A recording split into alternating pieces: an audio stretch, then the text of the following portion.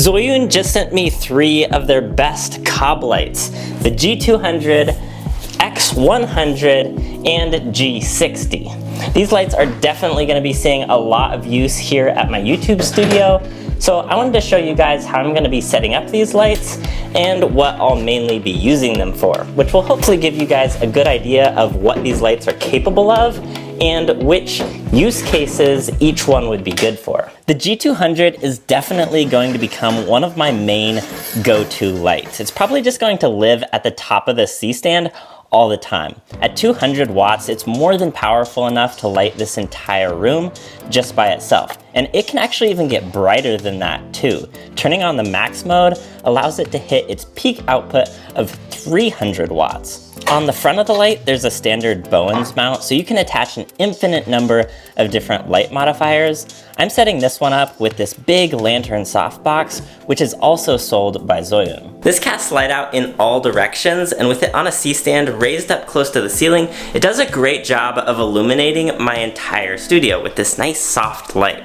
Along with this light, you get a really nice carrying case, a hyper reflector, the light itself, the power cables, and the control module, which is actually separate from the light. This is a really unique design. I really like how the controls are separate from the light itself with an additional length of cord in between. This means that when the light is on a C-stand and it's raised up high, you still have easy access to the controls down below. A few of the other notable features of this light are the adjustable color temperature that range from 2700 Kelvin to 6500 Kelvin. There's a 180-degree flexible support mount on the bottom for easy adjustment, Bluetooth capabilities for controlling all of the light functions from your phone, and live mode, which means when the light is provided with power, it will automatically turn on and resume any previous settings. So if you had a bunch of these lights plugged into a control board or even just a power strip, you could hit one button and all of them would turn on at the same time, making it super fast to get up and running. If you're a content creator and you're at the point in your career where you're building out a fully designated studio space and you want the best lights possible, this is a great option. But this light can do more than that too. This is a high-end film grade cob light that's being used on TV shows and movie sets. Now with this lantern softbox on here, the light that I'm getting isn't quite as professional as if I used a different light diffuser, but that's actually what I want, and I'll explain why. If I had a different light diffuser on here, like this one right here, I could make the G200 look incredible, but only in one direction, which means if I move or I move the camera, I'm also going to have to move the light. But with this setup, it doesn't matter where I am in the room, the light's like 90% of the way to looking professional with zero effort. I can just walk in, turn on that light, and I'm ready to film anywhere in this room. And then if I do want to take things up a notch and really make it look professional, it's just a matter of adding 1 or maybe 2 extra lights, which is where the G60 and the X100 come in. These are much smaller lights that are fast to set up and easy to move around. So if I'm filming a talking head shot right here and I'm in a hurry, I can just turn on the G200 and I'm ready to go. This is the light that's referred to as the key light because it produces the majority of the light for the scene. Then if I wanted to step things up a notch, I'd bring in the X100 with the little mini softbox attached to it here and set it up kind of behind me and off towards my right as a backlight. And it's pretty self-explanatory why it's called a backlight. I'm pretty well lit at this point, but the background behind me is a little flat and boring. So if I wanted to bring in some color and depth to the background, that's where I would use the G60. And I don't have any light modifier on here, I'm just blasting the light up onto the wall as a practical light. A practical light is when the light source is actually visible in your scene, so the audience, you guys, actually know where that light is coming from.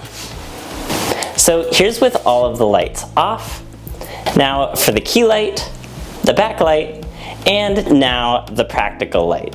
You will notice the practical light and the backlight are a bit more orange than my key light, and I just did that because it creates a bit more contrast in the scene. I'm really impressed with both the G60 and the X100. These are very compact lights. They're still super powerful, with the G60 maxing out at 60 watts and the X100 at 100 watts. The G60 can be powered with either the included DC power adapter or a USB-C fast charger that's not included. I've been using this light with this 100 watt fast charger. It can run on chargers with lower wattage output, but the peak brightness of the light is going to be dialed back accordingly. Alternatively, you can also run the light off of a portable power bank. This is the same for the X100 as well, but the X100 can also be powered with its attachable battery grip, which provides the light with 30 minutes of runtime at max brightness. Both of these lights have adjustable color temperature from 2700 Kelvin to 6500 Kelvin. Live mode, just like the G200, where when they're plugged into power, they automatically turn on and resume whatever settings they were previously at. Though that does seem to only work with the DC power adapter and not the USB-C port for some reason. They have 1/4-inch screw mount holes for easy mounting and Bluetooth for remote app control. Because these lights are so small, they don't have Bowens mounts on the front. Instead, they have this much smaller mounting ring.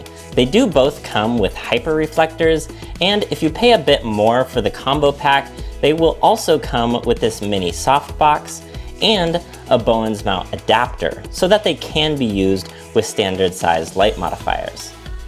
When using the X100 with this lantern softbox, it is actually bright enough to light my entire studio. It's definitely not as bright as the G200, obviously, but it's still totally usable. I would be perfectly fine using this as my main light. I think it's super interesting the way that they've designed this light. It's kind of meant to be used handheld with the battery grip and its super portable size. It'd be great for filming documentary style videos or like filming weddings. If you're running around an entire venue filming a wedding, you're not going to be setting up lights anywhere. So if you have this with you, you can just pass it off to somebody, be like, okay, I need you over here on the left, point the light back that way.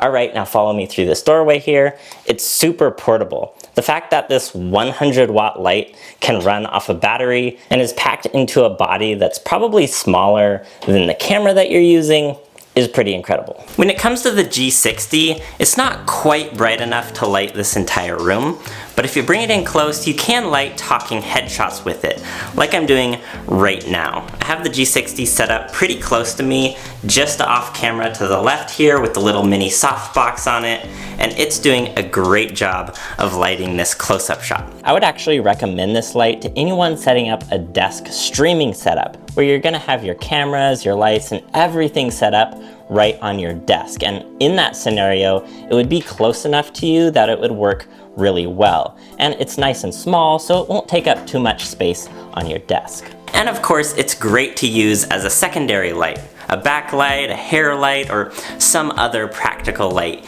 in your scene. If you do want to purchase one of these lights, there are links in the description below. You can watch some more of my videos right here, and I'll see you in the next one.